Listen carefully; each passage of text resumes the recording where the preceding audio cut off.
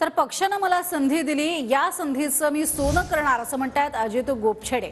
भाजपकडनं उमेदवारी मिळाल्यानंतर त्यांनी ही प्रतिक्रिया दिली आहे। गेली अनेक वर्ष मी पक्षासाठी काम करतोय आणि अनेक वर्ष काम केल्यानंच मला ही संधी दिली असंही त्यांनी म्हटलंय।